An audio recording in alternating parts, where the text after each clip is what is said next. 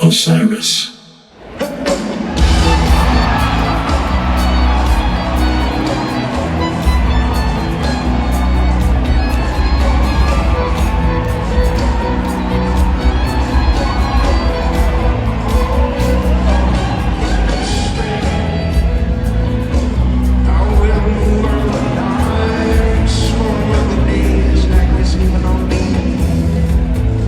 Hello, everybody. Welcome back to the Corner of Gray Street podcast. Very special episode this week. Jason Crosby is joining us. You may have heard him most recently from his playing with DMB on stage in Holmdel on Pig and Ants. That was a huge highlight of the summer tour so far. Jason, thanks for joining us. How are you doing? Oh, pleasure to be here, guys. Yeah, I'm doing well. Just landed in Santa Barbara, getting ready for some shows for the week, and just excited to be on with you guys. Excellent. Awesome. Well, we really appreciate taking the time, and we'll obviously dive all into that DMB guest spot here soon, everybody. But first, we truly want to learn a little bit more about Jason because we, knew some things about him prior. Obviously familiar with a little bit of his work. It's hard not to be, and you may be surprised, but an incredible story that he does have. I mean, the list of musicians that you've worked with, Jason, and toured with is absurd. Robert Randolph Family Band, obviously DMB fans know very well. Derek Trucks and Susan Tedeschi, James Taylor O'Teal, Bob Weir, Phil Lesh, Herring, Santana, Springsteen, if you will. And then you just mentioned Jackson Brown. So Jason, you have been kind of dubbed previously, maybe kind of the super sideman, which I think is interesting because you're arguably more talented than some of the biggest frontmen out there. But is it extremely difficult to focus on just one thing since you're so versatile? No, I like to focus on one thing, but I guess maybe not all within the same time frame. When I'm out on the road with Jackson, I'm really focused on his music. He's such a hyper focused guy and so detailed that I love getting in the weeds of his music with him, and that's what I do when I'm with him. And then 6 days later, though, I might get on a plane and be with Lesh family or O'Teal or someone else, and then my focus shifts. And I guess going from band to band, it's just kind of it hasn't always been my vibe, though. I was in a lot of bands as a member, like you were saying, Robert Randolph and the Family Band. I spent 5 years as a member of that group and 4 years as the member of the Susan Tedeschi Band prior to that, and O'Teal and the Peacemakers. I've definitely been in a lot of groups, but as time has gone on, it's just seemed like my life has always been juggling half a dozen projects at one time on the road, which I'm not home very often. No, the road's a good place to be, and now you're in Santa Barbara, the Jason Crosby Collective, playing 2 shows, I believe. Is that right? Yeah, that's right. Yeah, we're doing the Libero Theater for 2 nights, Thursday and Friday.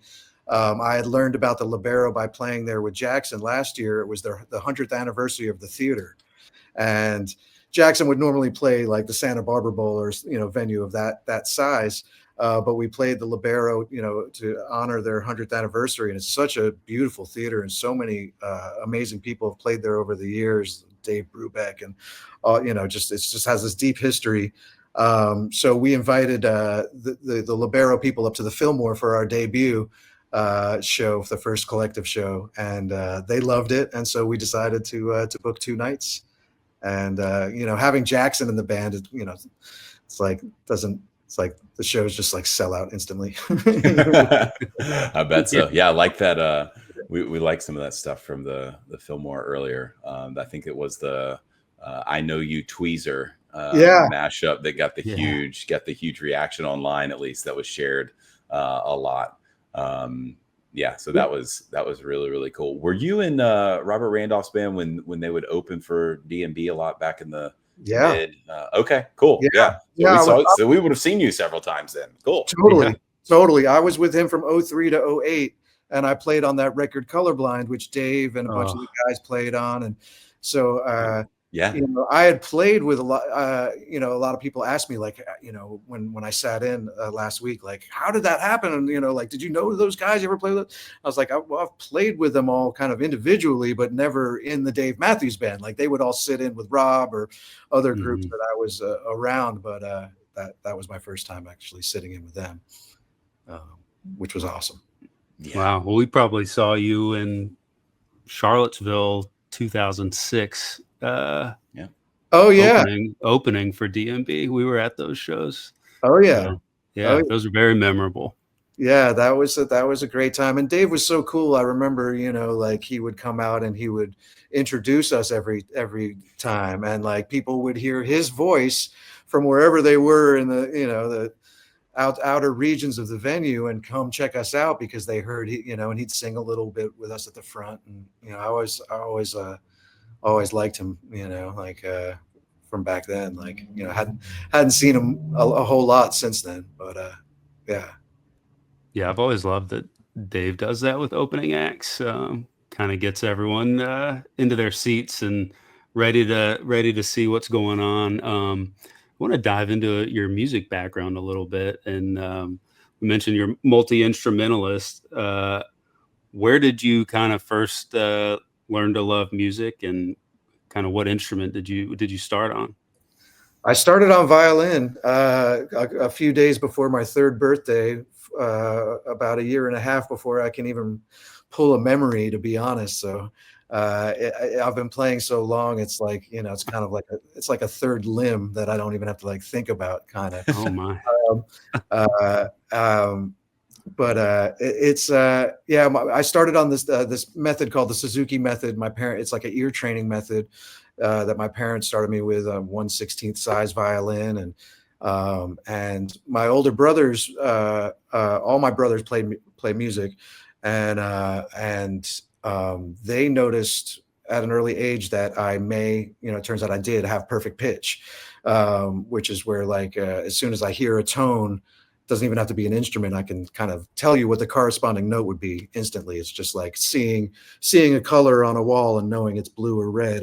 You know, that's what it's like for me with notes. And it's just, some people are born with it. Kofi Burbridge had it. And so they discovered that with me when I was like super young, like 4 or 5. And so then that's when I started taking piano lessons and learning how to read music so they could confirm that I had this thing.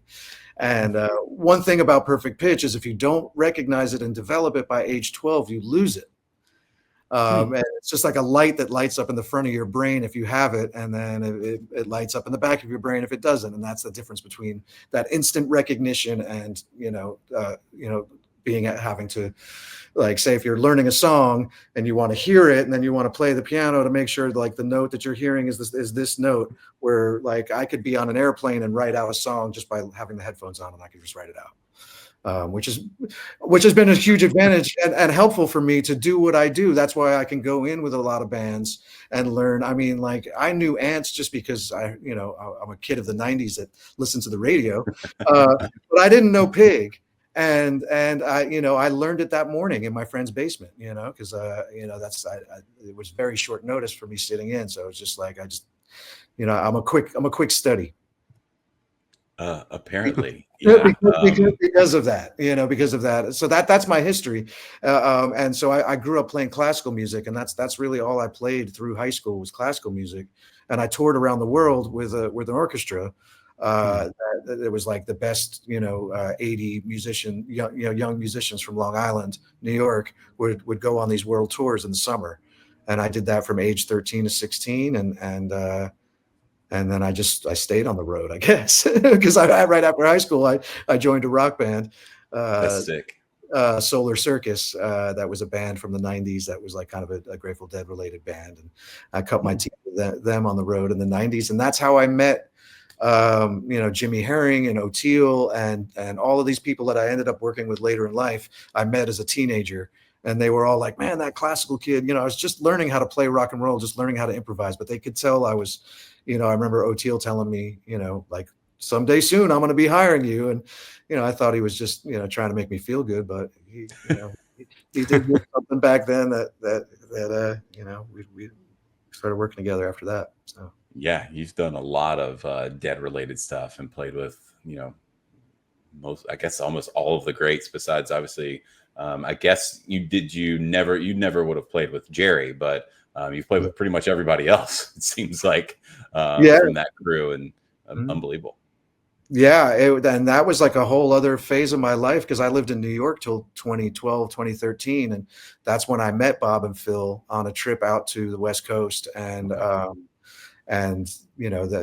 for some reason we just never connected until then. And once we did, like I got an email from Phil directly, and it was very organic how they started hiring me, which honestly, like all of the things I've done have been like that. I don't, I can't think back on any auditions or answering ads or anything like that. Everything I've done has kind of been through a network of people. Like O'Teal gave Susan my number, and Robert Randolph opened for Susan. And then when Susan took a year off and Robert was blowing up, I just switched to that, one band to the other band. And and same thing with, Phil and Bob and even Jackson, it was like a word of mouth because I was playing with Jenny Lewis and the guys from Dawes and was in this LA scene. And and just all of a sudden, things, Pete Shapiro once joked and called me the Forrest Gump of music because always popping up in like these weird situations,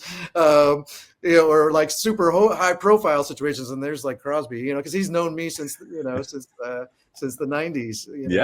That awkward. Oh, that's funny. First on the scene. And it's really, it's really shaped who I am because I grew up playing classical. I'd never really studied any other style. I loved jam bands. When I was in high school, I started listening to Fish and God Street Wine and Dave, and had all those early Horde tours when I was in high school, like the first Horde shows. I was at a lot of those, and that became my dream. Was like I want to do that. I want to do that kind of music. But what ended up happening for me is that I learned how to play the blues while playing with Susan on the BB King Blues Tour. I was nervous about it. Like I learned how to play gospel while touring with Blind Boys of Alabama and Robert Randolph. I learned how to play folk music by playing with Pete Seeger. I learned how to play jazz by playing with John McLaughlin and Jimmy. I had some foundation, but I really, no teacher or studied. I never really studied that. I just, and so slowly I feel like over time, it's just kind of created who I am now. It's just this kind of wide range of all the stuff that I've actually gotten to learn from the source, so. And it's not only the style and genres of music, you're weaving different instruments and all of that too, from guitar, obviously violin. We all know that part, or everyone listening to this knows that part. And it looked like you had some horn experience, so trumpet side and maybe French horn as well. You taught yourself, it sounded like the viola to join that orchestra. That's right. I think too. So it's just like perfect pitch, perfect placement. Crosby can do it all. It's just we got to pluck him out and place him in. He can play anything on stage. Drums? Can you do drums? Not really, although I did play drums in the studio recently just to kind of challenge myself. It's this I recorded this Jimmy Herring song. I haven't released it yet, but there's a beautiful song of his called Lifeboat Serenade that about 3 years ago I made a solo piano record called Gilder. And on that record, what I did is I did a solo piano piece of every artist that or a lot of artists that I've played with. So I did a John McLaughlin piece and a Grateful Dead piece and a Jackson Browne piece. And I did my solo piano arrangements of that. And I guess I played with so many artists that there was a second album that I'm still, that I haven't put out from that, so I put out the first one. There's a second unreleased volume. And as I went along with volume 2, I started, playing more instruments, adding a little guitar, maybe adding a violin. And I went kind of nuts on this Jimmy Herring track, and I played, synth bass and all. And then I ended up playing drums on it. And, maybe one day I'll put it out, but I just wanted to see if I could do it. Oh I'm not very good, but I can do it. Renaissance man. So you mentioned, kind of cutting your teeth in the 90s. That was obviously the heyday of DMB. What do you remember about DMB in the 90s? Were you a fan? What did you think about their sound and that kind of how different they were with the fiddle with Boyd Tinsley? Well, I loved it because I have, like I said, appreciation for all different styles, and like, I was into the Fish and God Street Wine, kind of more composed classical thing, that kind, but what DMB had was this like super polished, like really great songs. Like I didn't think of them really necessarily as a jam band, as more of like as more of like just a band with great songs, Mhm. And so that was what they were to me in the 90s. Was like I was a child of MTV and VH1. So I, like, when their videos came on, I just thought they were super interesting. I thought, and I thought the music was really cool, and just the personalities. And I liked how, that it was white dudes and African Americans playing together. I think, I think that's a really important thing for, to be out there. And I loved that they used, violin and saxophone, like, just because, like, growing up in an orchestra with, woodwind and string instruments, like that was inspiring to me. It was like, man, like, I never thought in my wildest dreams I would play ants, but, with Dave Matthews Band. But it gives you that, like, wow, like, like, how would I do it, or how would I play that solo? And to be honest, I used to play trumpet in a wedding band out of New York City when I was like in my early 20s, just to pay the bills. And I auditioned as a trumpet player. It's probably the last time I answered an ad in the paper, and probably the only time I've auditioned for a gig. And I auditioned for this wedding band. And I brought in a trumpet, and I filled out a little questionnaire, and because they were looking for a trumpet player, but then they asked, "What other instruments do you play?" And I said, "Violin and piano and all these other instruments." And I could hear them talking outside of the office, like, "We got to get this guy." And like they'd have me playing violin at the ceremony, and piano at the cocktail hour, and trumpet with the band, and I became like their guy. And we would play ants. And like I probably played ants like 50 times, like, Oh, wow. bar mitzvahs around Long Island and New York. And never like and this was like, oh man, I mean, this has to be 25, no more, like almost 30 years ago. This is like 90, 97 through 99 kind of era. Wow. Because I remember I quit when I got the gig with Susan, and I was like, okay, I'm on a tour bus now. Like, I've got a good gig where we're playing sheds. I'm done. I'm done doing that gig. And so it was like late 90s. And we actually played at a bar mitzvah at Madison Square Garden. And I think I played ants on the main stage at the Garden.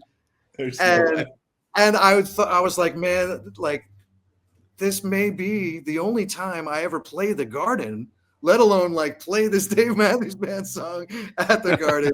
And like, luckily, I got to play the Garden a bunch of times with a bunch of different bands, and like, it's all good. But I remember at the time thinking like, well, this could be it. Enjoy it.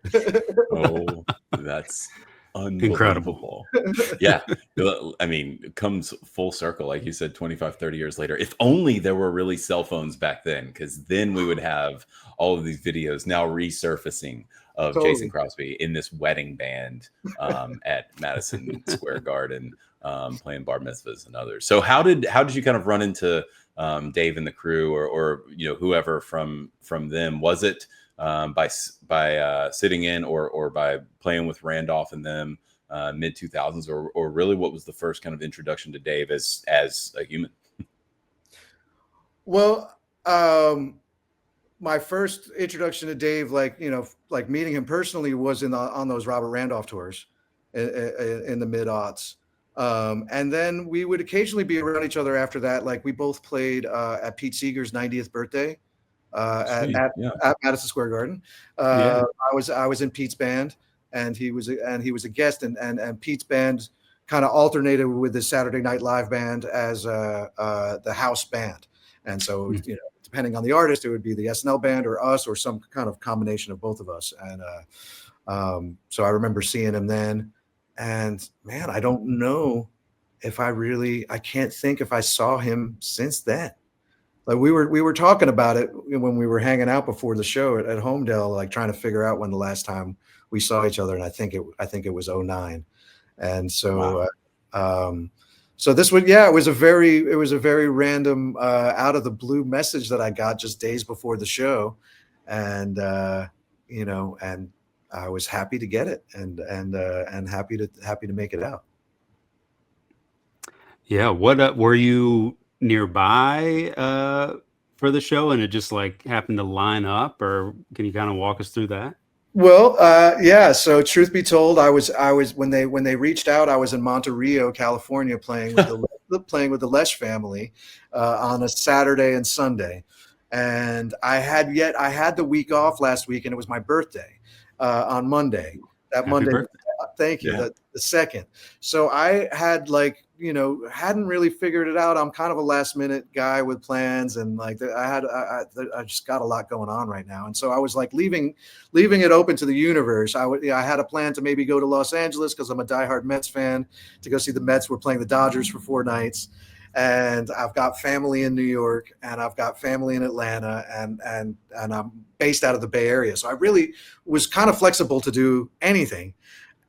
When they reached out. And so when they said, hey, can you play Tuesday? I was like, yeah, I can. And so I reached out to my sister-in-law and friends in New York and set up a birthday dinner at Benihana in New York on Monday. And, I got on a, early Monday morning flight, got there Monday afternoon, stayed, blocks from where I grew up, and, based myself out of there for the week. And, got to do the show Tuesday. My friends took me to a taping of the Colbert Show on Wednesday, and sweet. And there was a little bluegrass jam on Long Island on my buddy's porch on Thursday, and then I went home. It was a great thrown together week, but obviously highlighted and getting that call. Just that was the universe sign I was looking forward to make those plans. So. What a birthday week. That's incredible. You kind of mentioned, obviously, you knew Ants before. You did not know Pig. When did you know? Obviously, you were reached out maybe a couple days before. When did you know they were like, okay, here are the songs that we're going to do? Was it day of, the day before? And then kind of walk us through your thought process and preparation. Well, they sent me 3 songs, and I think it was either Sunday night or Monday, very, within 48 hours of it. And so I just downloaded the studio versions. I downloaded some live versions, and just made a DMB PNC playlist that I just kind of use that perfect pitch to kind of absorb it, because that's helpful for me to just listen to stuff, and even without an instrument. So I didn't really try to play anything until that morning of the show.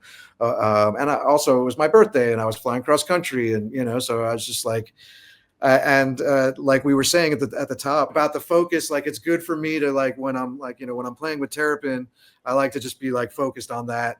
And then so I kind of just waited for, it's like, okay, like I'm going to listen to this on like when I'm flying or traveling, but I'm not going to really like apply, doing any playing or practicing until it's that time, which happened to be that morning. And so I kind of paced around my friend's basement with a Bluetooth speaker, playing Pig and Ants and the third song, which I didn't do, but hopefully we'll get to do another time. That'd be awesome. Yeah, fingers crossed.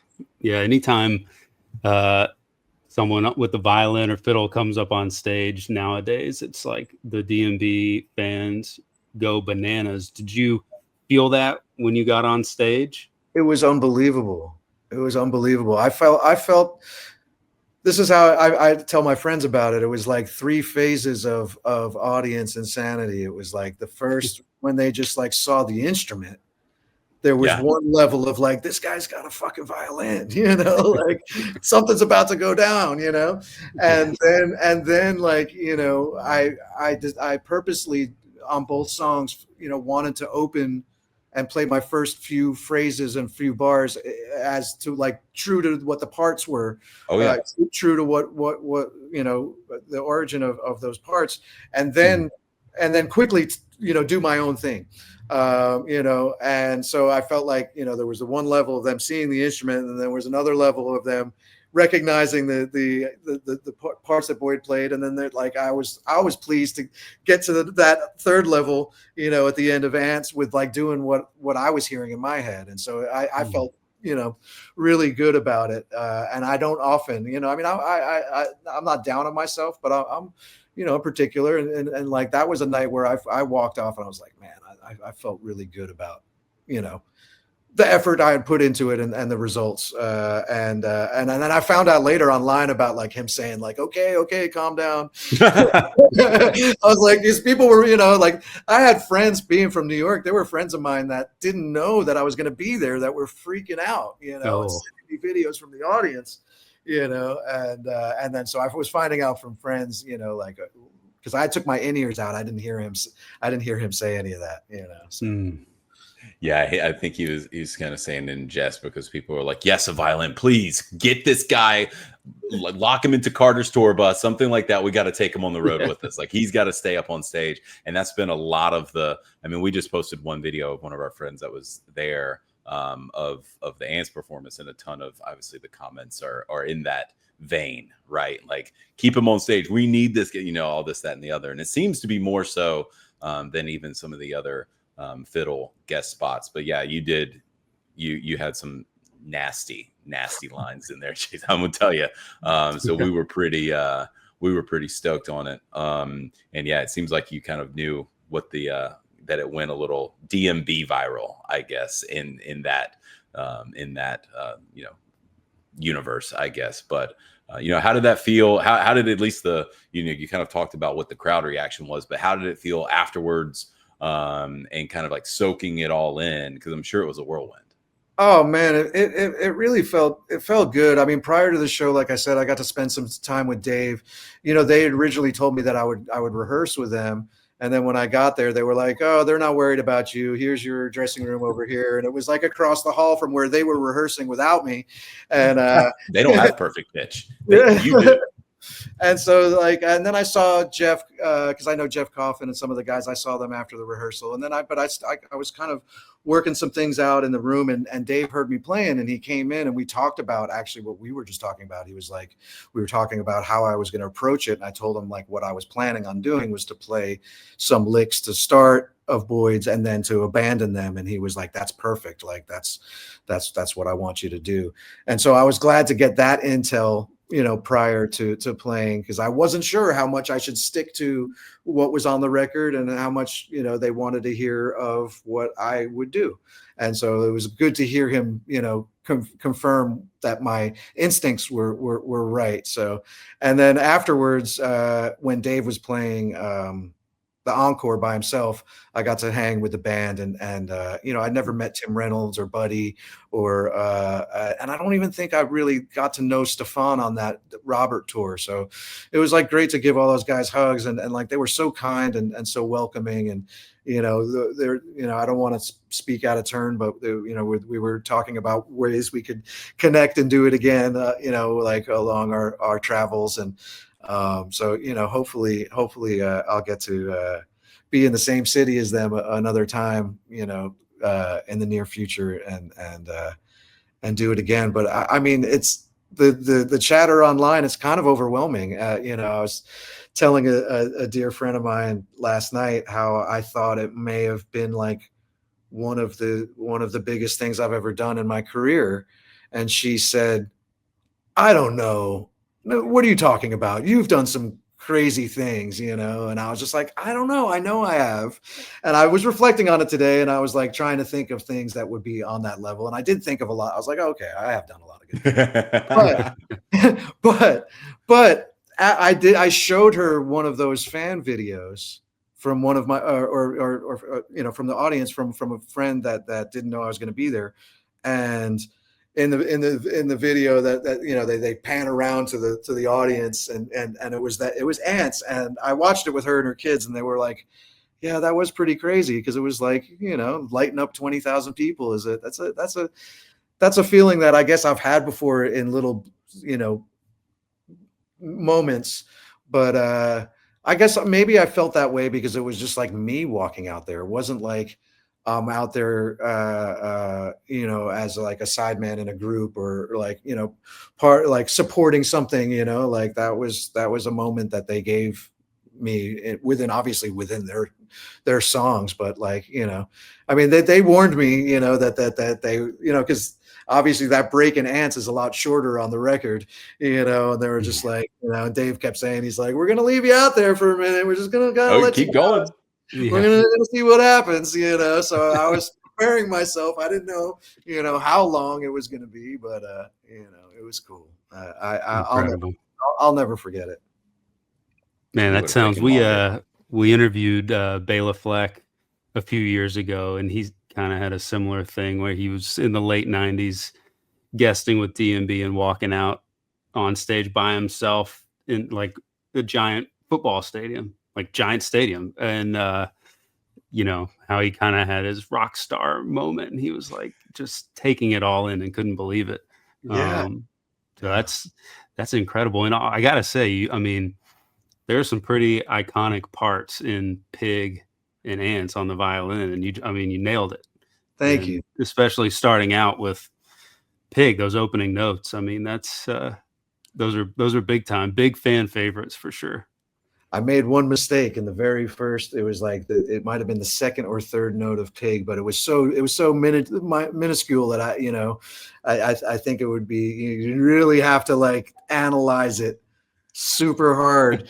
But for some reason, like those first notes of Pig, and this is my mashup brain, like that's what I do with my band is all mashups.